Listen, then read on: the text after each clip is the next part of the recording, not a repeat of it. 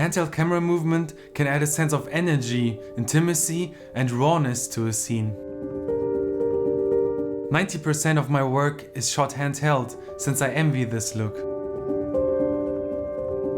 Once mastering this technique, you can make the camera feel like a living being experiencing the scene, looking around to the next point of interest.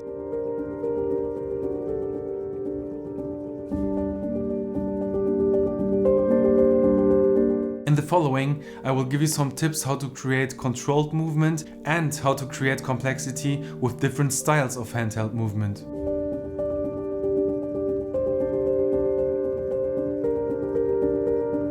While controlled shakes are nice to see, uncontrolled shakes can make your footage unusable. Here's things that help: in-body camera stabilization or lens stabilization. They can already take out shakes and make footage more usable. As wider the lens is, the less prominent shakes will be visible. On the one hand, a compact camera lens combination helps me with extreme movement, moving through things, moving back or doing twists. But on the other hand, weight is helping to minimize these micro jitters, micro shakes. So what might help you is to rig up your camera, add a cage, add another battery pack. But for me, a simple camera lens combination works.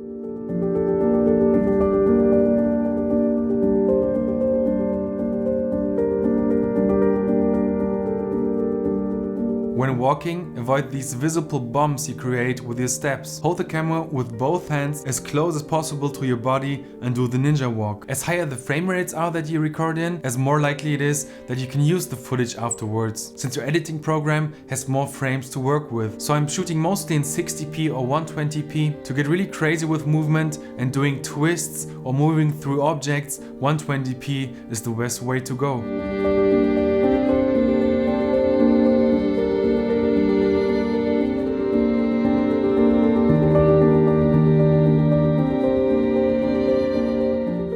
A way to create harmony and complexity to your movement is to create matching or opposite movement to the movement of your subject. This way, motion appears more dramatic and more energetic.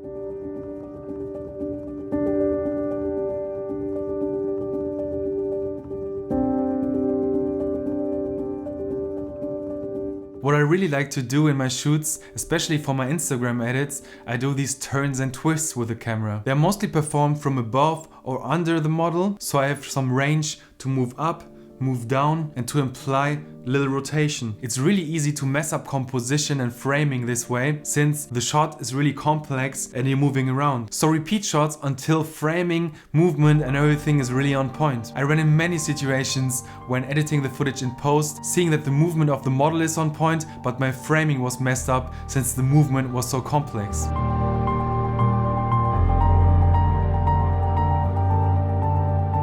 Another way of experimental handheld movement is to move through objects, along objects to reveal a subject. So this way the viewer gets an aha effect, which can be really satisfying. You can use accessories as well as natural obstacles to create more depth in your shot and make it more complex. What's important with these complex movement shots, composition is still as important as with a simple still shot. A shot really stands out when composition in combination with movement is still a good match. What I recently like to experiment with is with legs and arms, especially with the ultra wide frame of my anamorphic lenses. You can fill out the screen and create really dramatic movement effects.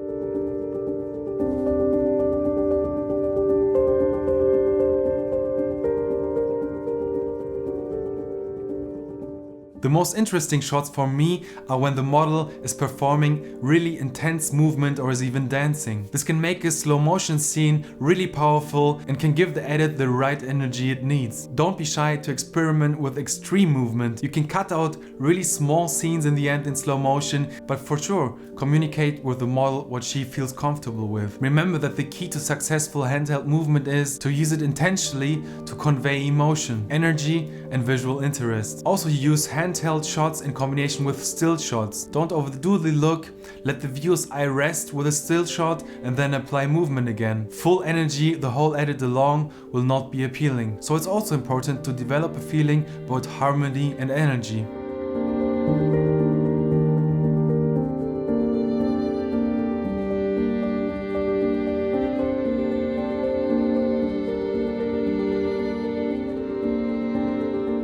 Most of the shots you saw in this film are shot with Marble Glow, my own diffusion filter which we developed with a special nano coating, giving you neutral blooming highlights like other diffusion filters, but without softening the overall image too much, less stylized, more contrast. Pre-order Marble Glow now and be one of the first to shoot with the next generation diffusion filter. That's it for this video.